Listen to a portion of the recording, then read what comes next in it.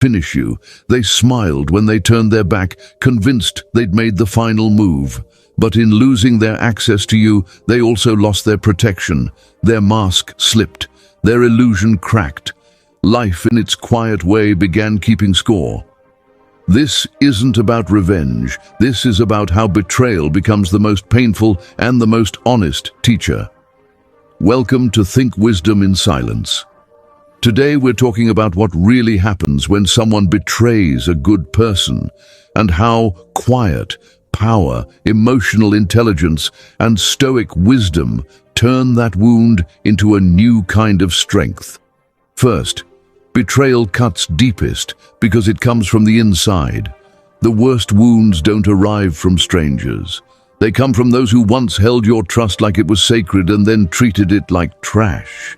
That kind of hurt makes you question everything, your judgment, your worth, the very idea that kindness protects you.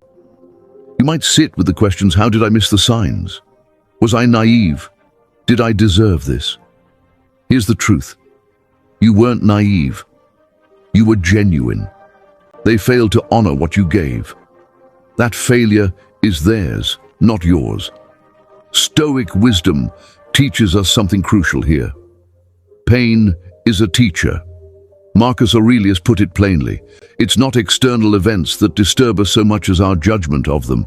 In other words, betrayal is the event. How you process it is who you become.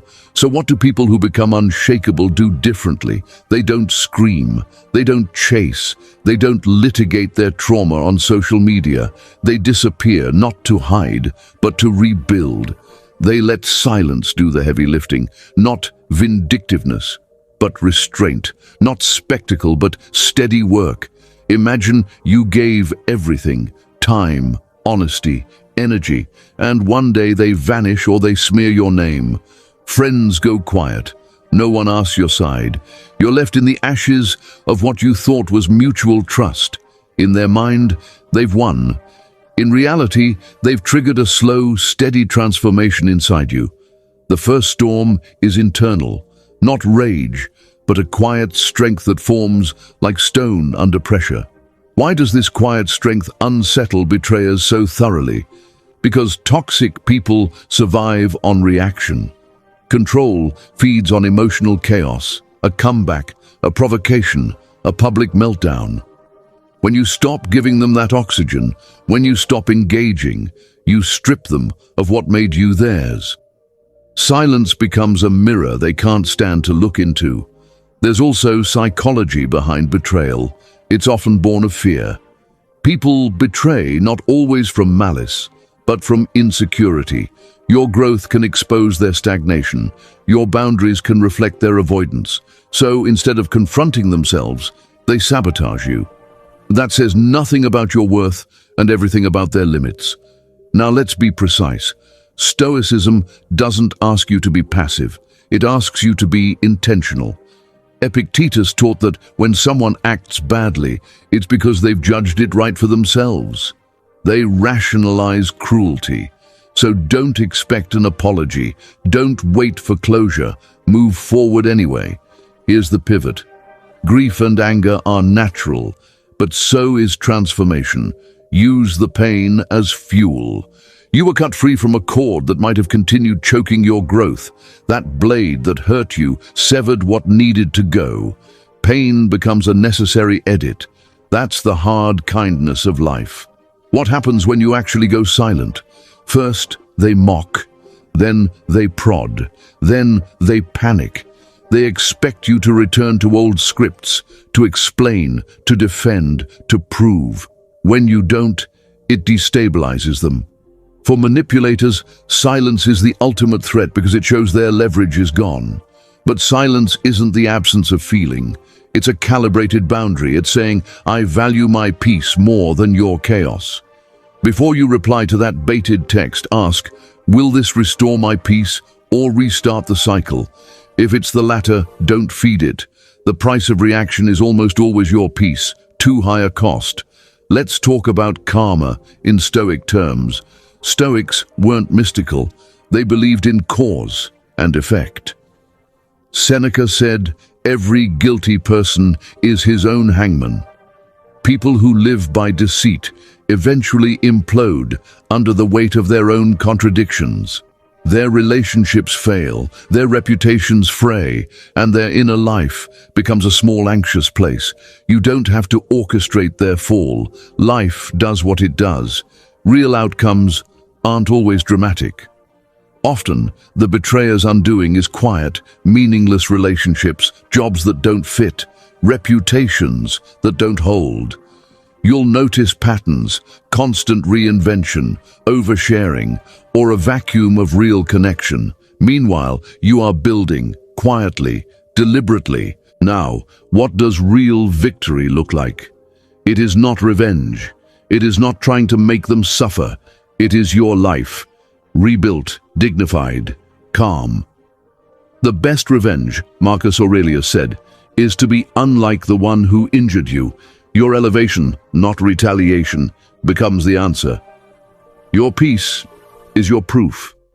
You regain dignity piece by piece. Each boundary you hold, each message you don't send, every time you choose healing over spectacle.